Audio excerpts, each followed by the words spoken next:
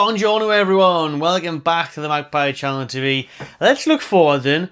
Let's talk about the strikers that have been linked to Newcastle United to replace Alexander Isak if he moves to Liverpool. When, some might say, but we're still waiting for that bid and we're still waiting for that replacement. So who's on the list then? Well, according to Craig Cope at the Daily Mail, I'm going to run through his hit list. We talked about most of these names on the podcast the other night. These are well known as the top targets to replace Isak at Newcastle. So get your comments in below, what you make the names linked, and who you would choose who isn't on this transfer shortlist by the Toon.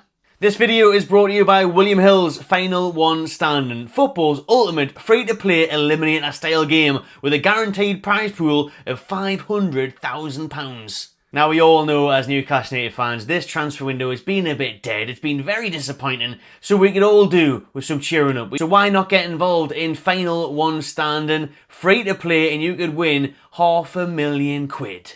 To enter, just download the William Hill app by scanning that QR code that is on your screen there now, or you can hit the link in the video description below. You must be 18 plus and it is the UK only. Terms and conditions apply, and please do gamble responsibly.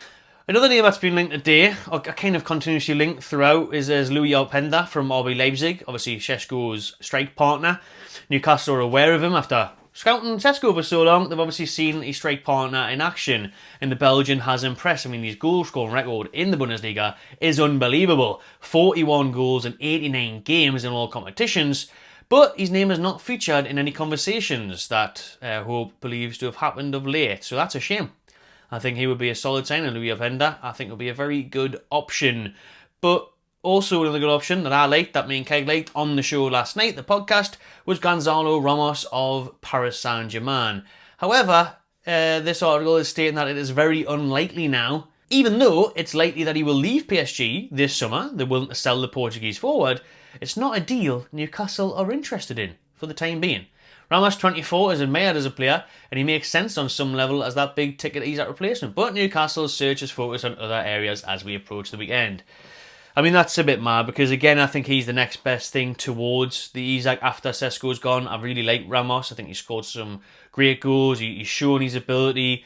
I would love him, to be honest. I would really like that signing. I mean, again, I mentioned the other day in the Šeško video when it looked like he chose Man U, that is Ramos so ready right now to step up? I'm not sure. But in terms of when you look around the young strikers in Europe, he's one of the best ones that we can pretty much get in this summer window, to be honest with you. So I would like it, but for some reason, whatever that reason is, Newcastle aren't looking to make a move on him as of yet, which I find disappointing, to be honest. But on a positive note, we're not going to make a move for Calvert-Lewin unless it gets late in the window. It says here that even though Eddie Howe is a long-term admirer and he believes he could work with the former Everton forward, he's not high on the shortlist. So as was suggested, it's going to be a late move, that one, isn't it? Calvert-Lewin's obviously holding out for whoever's desperate and whoever's going to pay him the most towards the end of deadline day. That's what's going to happen there. So if Newcastle haven't got other strikers in, or another club haven't got their man in, and they're working down the list, they think, no, where we're now? Oh, Calvert-Lewin, is he signed for anyone? No? Oh, shit, give him a ring then. And that's where we'll probably get to. But hopefully not, because Newcastle are trying to shop in that elite bracket, a bigger pool of talent, a special group of selected forwards. So if we're saying Calvert-Lewin, the laughingstock of Newcastle that would be in this summer for everyone on the internet and everyone in the media, would definitely get much, much worse if we signed Calvert-Lewin. Another one that everyone's laughing at us being linked with is Nicolas Jackson, and it's a laughable price tag, really, still, even though he's coming out with the Craig Cope that it's going to be lower than what people expect. There was talks of Chelsea wanting £85 million for the Senegalese forward. However, in this one now, apparently Chelsea are happy because they're friends with the Saudis and we've got connections inside the club and at Stamford Bridge and mutual friends.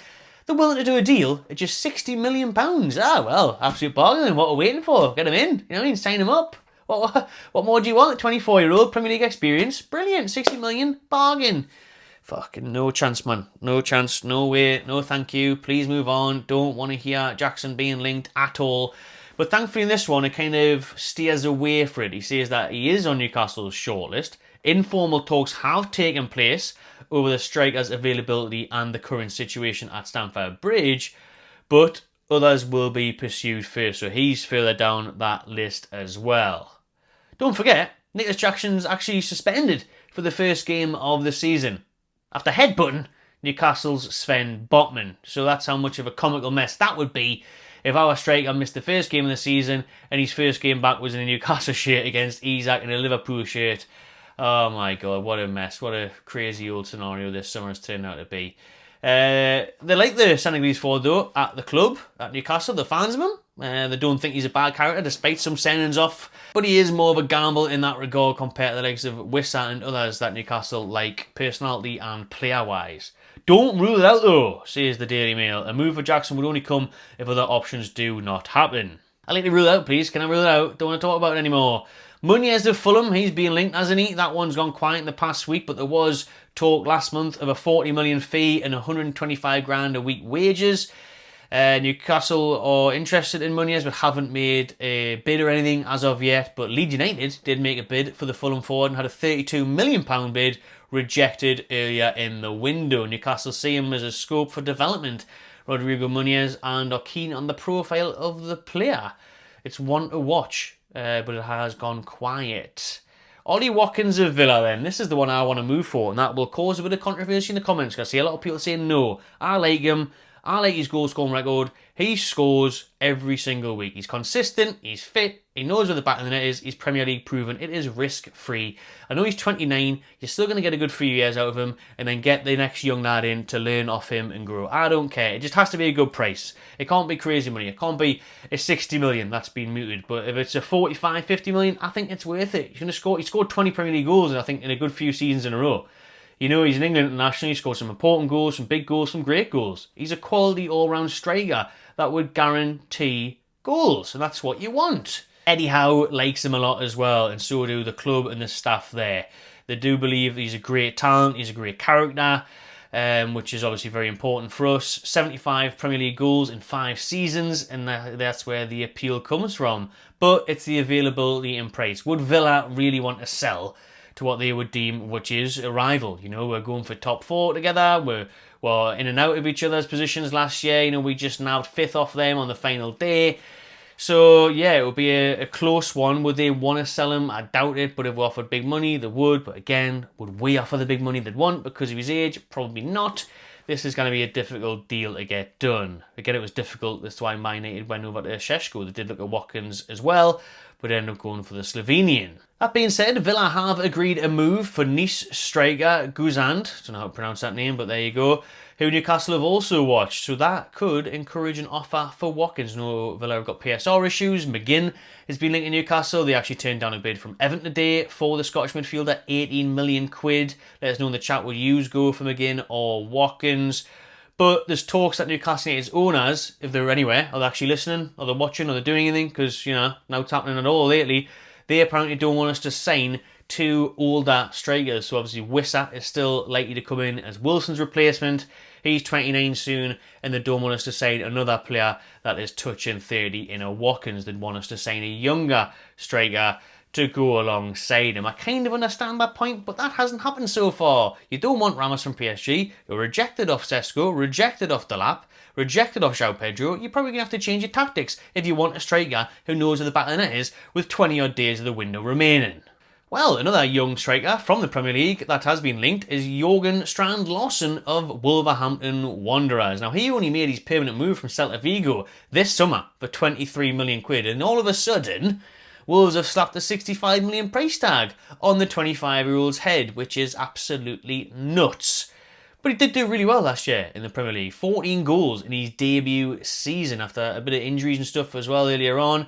And that was for obviously a struggling Wolves side. I actually like Strand Larsen, you know. I don't like him as the going from Isak to Larsen's a bit mental. We're not talking Henrik Larsen here. You know, this is Strand Larsen. So I'm not huge on it. I do like him as a player, and it might surprise some of you. I do like that signing, and I would sign him. I think he can offer a lot. But it's just the downgrade, isn't it? It's a big knock-on effect from where we are to there. Would be a bit miserable. But I actually am in favour of the signing. It's just I would want someone bigger as well. You know, a better name, a more prolific, proven player. Yes, he scored 14 goals in his debut season, but could that be a Michu? Could it be a fluke? We need to see more. I like him, you know, he's tall, he's strong, he's quick, he's aggressive, he's a good goal scorer. So honestly, I actually do like Strand Larsen, but I can't get overly excited about it. Now, I do rate him, but in terms of the other strikers out there, that should be further down the list as well for me. But according to Hope, he is higher up on the shortlist than many others. So don't be surprised Newcastle do make a move for him. An approach hasn't been made yet, but don't rule it out. Wait and see.